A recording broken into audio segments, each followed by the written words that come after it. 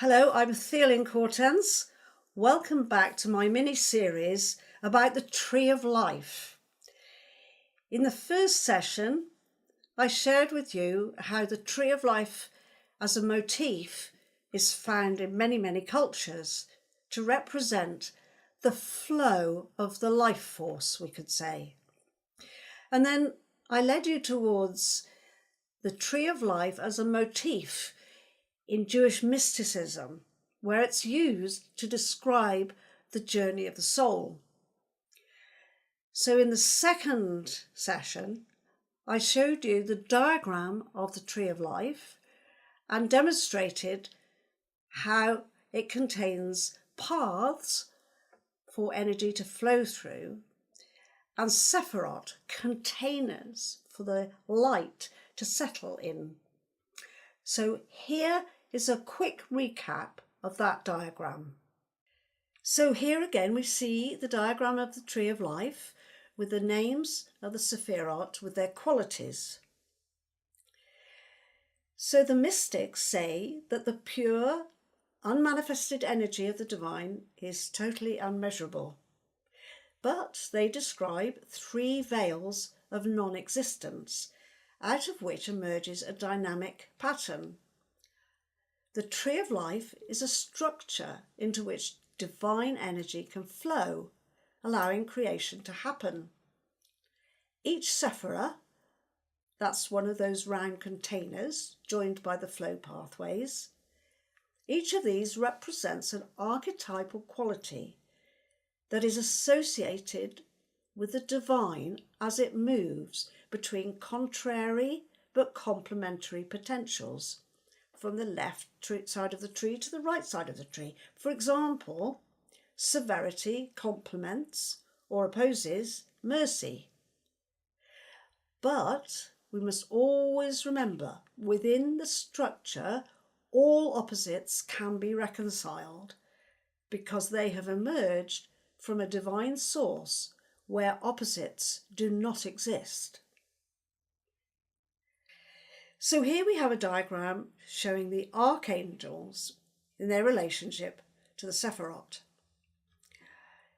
When we characterize the archetypal divine qualities as archangels, we have the opportunity to have a conversation with a being that may appear with a human face and wings, or perhaps just as colour.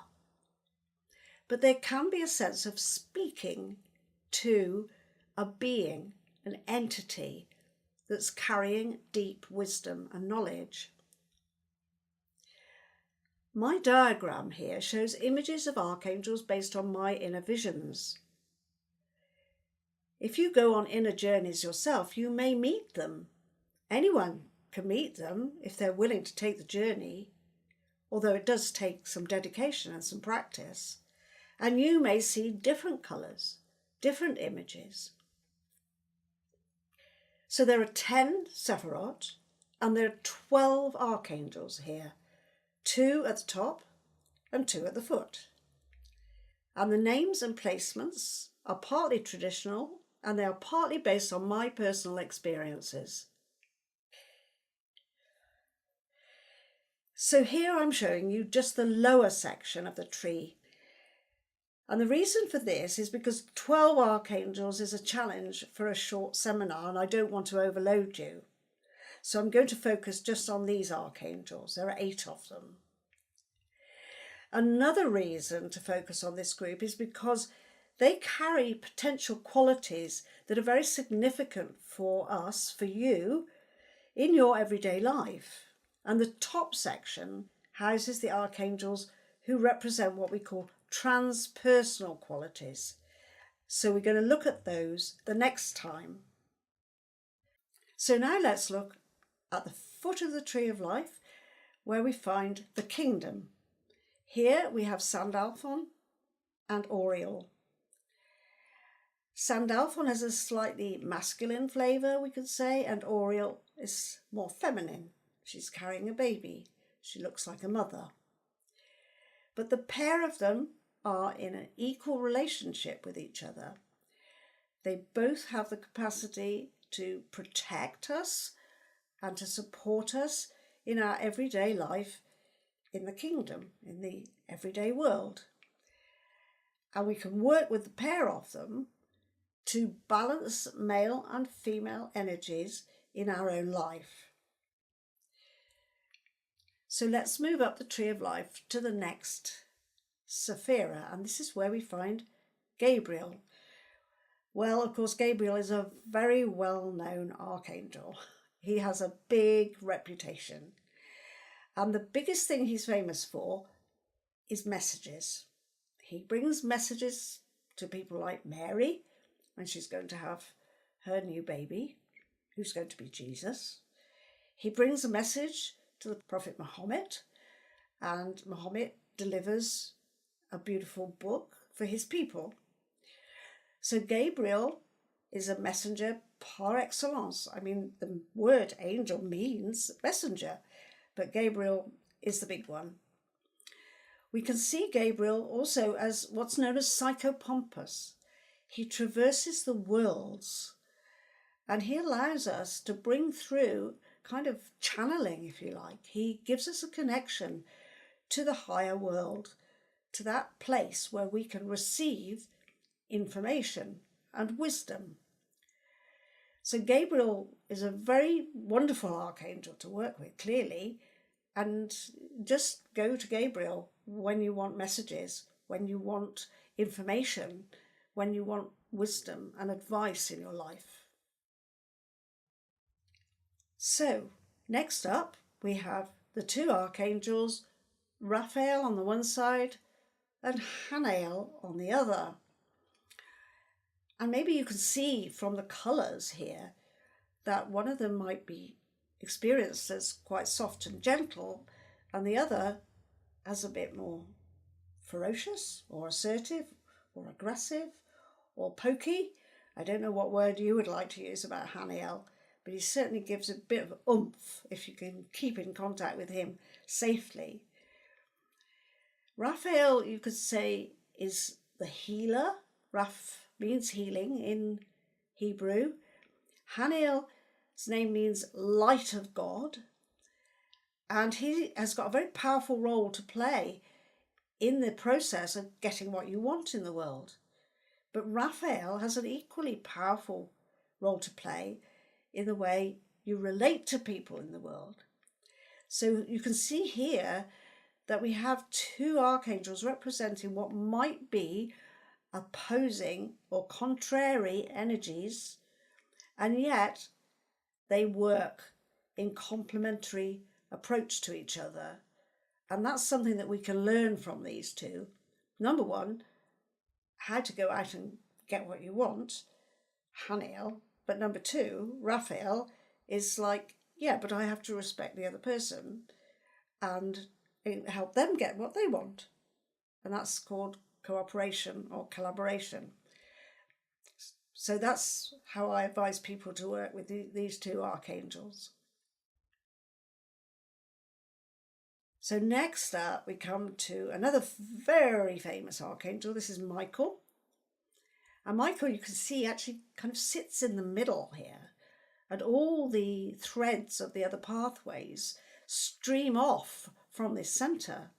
And of course, Michael is known as Commander-in-Chief of all angels. So he's like the archangel who's steering the ship here. He's the chap in the control room, you could say.